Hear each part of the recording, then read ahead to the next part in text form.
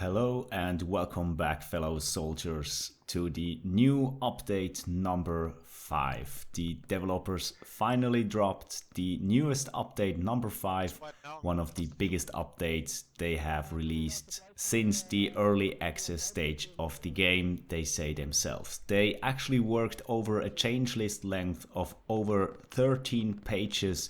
So there's a lot for us to come. So let's have a closer look at what the update brings us. First, and I think the most interesting one for all the players that are now waiting for this big update, is the release of the new map called Purple Heart Lane. And Purple Heart Lane is released as of today. You can play it from today on with both Warfare and US Offensive mode. So two modes that you can play on it. And what you can expect from this map, the developers themselves describe as follows. Purple Heart Lane is a wet, brutal battle down a single road and across 4 bridges. Warfare sees the battle unfolding under stormy skies in torrential rain, while the US offensive mode is clearer in a sun shower. So we definitely can expect some very interesting new environments that we haven't seen until now. All the battle will emerge around one single street with 4 different bridges, so there will be a lot of interesting locations to fight for sure, and a lot of interesting terrain too. As for the new map, the developers also say, we've worked hard to push the photoreal quality of Purple Heart Lane, as well as create an even cover density and level of micro terrain to make fighting across the flatter landscape more fun and rewarding. We expect that control of bridges and crossings will be the key to pushing across the battlefield. So future squad leads and commanders, take notes from here. I think it's a very important thing that the devs are working on making fighting across a flatter landscape interesting and more fun, as it is one of the most difficult one if you have to run over a flat terrain or lead your squad over the flat terrain. So I'm very excited to see how this will fold out when we are finally able to play the map. Now, with the new map, the developers not only announced this new type of warfare that unfolds around this road and the 4 bridges, they also announced that this will be the last Norman countryside map that they will produce for a while. And for that they say, we are not upset about moving away from fields and hedges, as we look to flesh out new battlefields with different styles of combat and environmental challenges. While we are producing new maps, we'll also be going back to overhaul the older maps, so that each one feels consistent in its visual quality, optimization and variety of gameplay. So from that statement we can already see that there is a lot more to come for us, a lot more content to come that we can be excited for, but the developers will not forget about the older maps. They will continue their work on the older maps and keep bringing out bug fixes, keep bringing out smaller updates to keep the older battlefields as interesting as they were on the first day. Next up is the second big thing that the devs are implementing with the new update, and that is an overhauled nonverbal communication system with markers and pings. And for that they say, we now have all new nonverbal communication systems and totally overhauled markers and icons across the game. To mark locations, simply hold middle mouse button to open up a radial menu. To quickly ping a location, click middle mouse button. Otherwise, you can open up your map and click right mouse button to open up a drop-down menu. We've also spent a huge amount of time thinking about the way the markers relate to other units, roles and commanders. For more detailed information, you can always read the devs briefing, in which they outline the design behind that system. I think that was the devs briefing number 61 if you are interested. Now, in addition to this new nonverbal communication system, they added an array of new options to allow each player to tailor their visual experience to show as much or as little information, so the developers write in the update number 5 briefing. And that is a very, very, very big point, and I'm very excited for that, because here it comes. You will be able to hide markers within your HUD. Press T to show and hide it. We have been able to do that, but every time a squad leader or commander pinged something new or set a marker on a location, it reappeared. So from how I understand it, it will be possible to hide all markers with pressing the T button, and it will be hidden as long as we are not hitting the T button again. The next one is the marker display duration. The ping display duration and also the HUD display duration will be able to be set by us. I don't know how this works yet. I have to figure it out after I downloaded the update, but we'll definitely see how this plays out. I'm very excited for this. This will be a great, great, great addition to the game. Third thing that the developers are bringing to us in this big update are 2 different tanks for the US Army. The first one is the Sherman Jumbo 75mm Cobra King, and the Cobra King will be or is the only tank so far to have smoke shells added to its loadout. But the developers also say that the German tanks will also soon be supplied with on-vehicle smoke canisters. So I'm pretty sure we can expect to have smoke canisters on German tanks in the coming updates or dev briefings. And concerning that topic, the devs are also a bit conservative, and I think that's a pretty good thing. They write, "We are being careful with giving many tanks smoke shells due to optimization load from hundreds of smoke shells being fired." So the developers are making sure that we are not getting a smoke shell spam around the battlefield, and I think that's a pretty good thing. But anyways, I'll be very excited to see smoke canisters on tanks on both sides, the US side and the German sides. The second tank that will be added to the US troops is the Sherman Jumbo 76mm Nice and Easy. And the Nice and Easy is equipped with the same armor as the 75mm variant, but with the key difference being the higher penetration power of its main gun.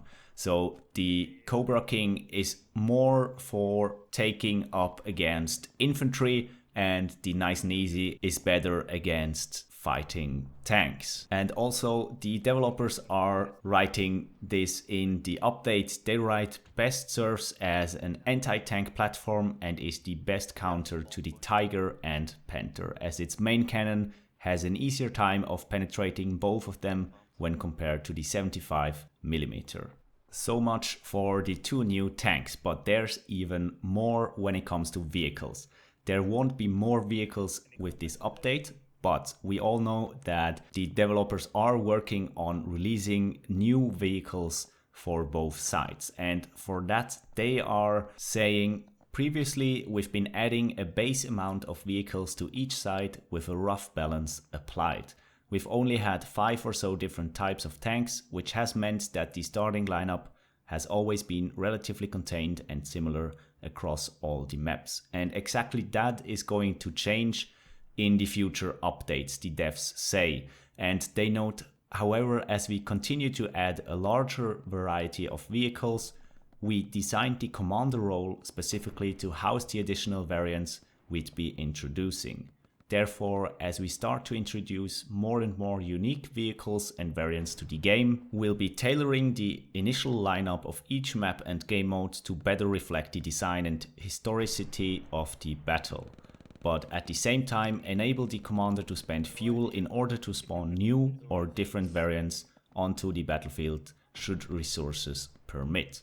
The desired outcome of this is that each team starts each battle with a balanced but asymmetrical lineup of vehicles that more closely match the historical account of the battle, but that the commander can work with their armored units to spawn specific additional variants in order to turn the tide of battle and enable organized teams to play specific strategies." And for all of you guys that thought, that were a lot of words, I didn't figure the whole context. Very simple. Before or until now, there were a fixed amount of vehicles and a preset amount of specific vehicles per map. From the next few updates on, we'll see that the commander will be able to decide on what vehicles he wants to spawn on certain and different maps, depending on how much fuel he wants to spend or what his troops really need for carrying out their strategy that they want to go with. So the commander role will take an even more important role in providing the team with the necessary equipment and the necessary vehicles.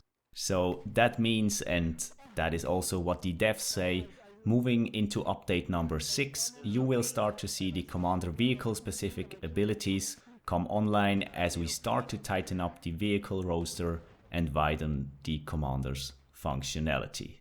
Now, for all of you guys that were able to listen to this very, very big update and what we all can expect for the next few games, thumbs up for you guys. Give this video a thumbs up, but it's not over yet, because we've had those 3 very big things that we get with this new update, but the devs also worked on the patch change list. And I don't want to read all the patches to you guys, of course not, but I've picked a few one that I find very important and very cool that they have been working on. First one is that commanders can now dismantle friendly garrisons, and that's very important because until now it would always have been the one that built up the garrison had to take it down again. For now, it is possible for the commanders to dismantle the friendly garrisons. Second important patch is they drastically increased server browser refresh speed. Thank God. This is one very important thing, especially for me, because I think if you are a new player and come to a new game like this, and first thing you do is sitting in the lobby and waiting 2-3 minutes to load for the browser to refresh, that is an instant turn off. So I think this is very important. We'll see how it turns out in the upcoming few games. Third patch is that players are awarded significant XP for being revived. And yes, you heard right, not the medic is being rewarded, the one that waits for a revive. And that makes a lot of sense if you think about it. The developers write, as opposed to giving up, it is better to reward players for being patient in waiting for a medic. And that makes the game just more realistic in my opinion. Very cool thing, but let me know what you guys think about these changes. Next up is patch number 4, and this one says additional speculative fix for experience bug. We expect this to solve it, but we'll continue to monitor. A big turnoff for a lot of players around the player base. The early access player base has always been the XP bug. For me, it wasn't that big of a problem since it's still an early access game. But just so you know, the devs are really working on that and they are trying to solve this problem.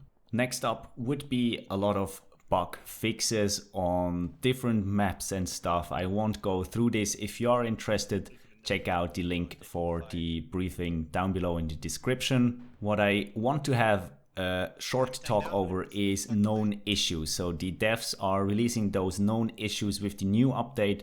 So the players are informed that there are some issues that they couldn't get rid of yet.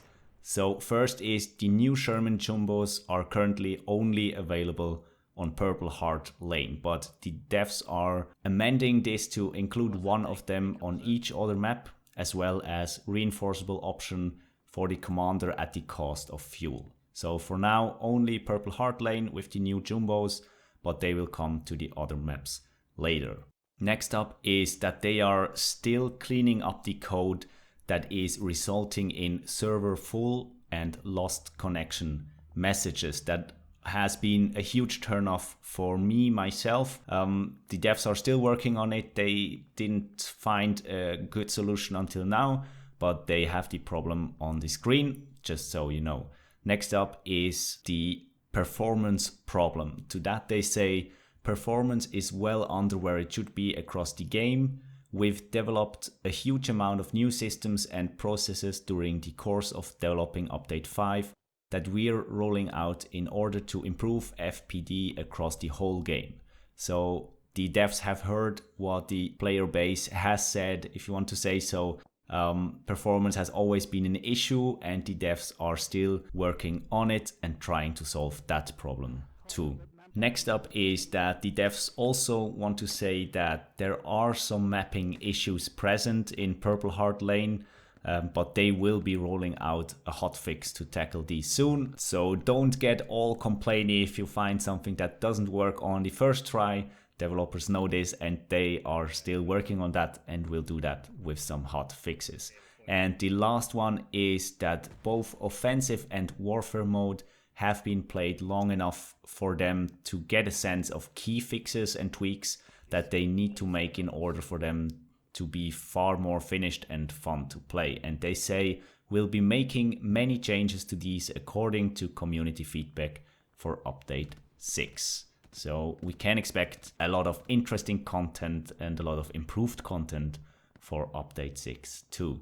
And with that, they close the known issues section. But the briefing is not yet over. There's still more, and I know this is a bit of a longer video, but hey, if you've been able to listen to it, you'll most probably be able to listen to it to the end. So here's what will be up for the next few updates. The developers give us a small sneak peek of what will come to us in the upcoming time. First, they make sure to mention that they are updating the roadmap shortly, and this will lay out what they have been planning for update number 6 and 7, as well as patches in between them, so you guys know what you can expect from the next updates. The developers are also working on the sound engine, overworking the sound engine. They will probably implement a new ballistic system. They are working on one, and they'll give us more details a bit closer to its launch. They also will do an Unreal Engine upgrade. If you are interested in more details about that, read it in the briefing linked down below.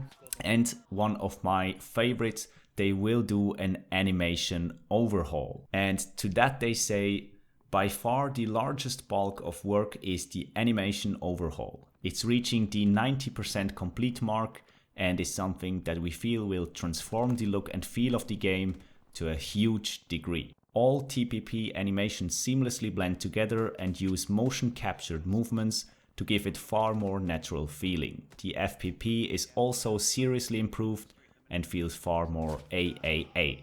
With procedural recoil, each animation blending from one to another, better deployed MG handling, and a level of polish that we are happy with. Also, all movements are procedural, allowing us to quickly introduce new weapons. We've made sure that the new animation systems also retain the aspects of gunplay that the community enjoys, such as the reliability of recoil control. In addition, the new FPP hands and rig have given a huge graphical quality increase to the game. No more giant hands. Very nice. So there's a lot to come with that animation overhaul, and I'm very excited how this will turn out. I'm very sure this will add a lot of value to this game, even more value to this game. So if you haven't bought this game, I'm not affiliated with the developers at all. I don't earn money with this, but if you haven't bought this game, make sure to buy it. It's just amazing for the price right now. It would still be amazing for a price of like $60. So make sure to get the game. It's just amazing. Now we've come to an end of this briefing. I know it has been quite a long video. For the end, the developers say if they detailed the rest of all that's to come, they'd be going for another 4 to 5 pages. So guys, you see the devs are really working on that hard, and we can expect a lot of value coming to the game in the future. The developers say, needless to say, vehicles, new loadouts, new weapons, new customization options, New maps optimizations, UI and hot polish, new features and a whole lot more are all on the horizon. We are very excited to continue the development journey with you. And I think with these words, I also close this video of the update number 5. I wish you guys a lot of fun playing the update, and I'm pretty sure we'll see each other on the battlefield.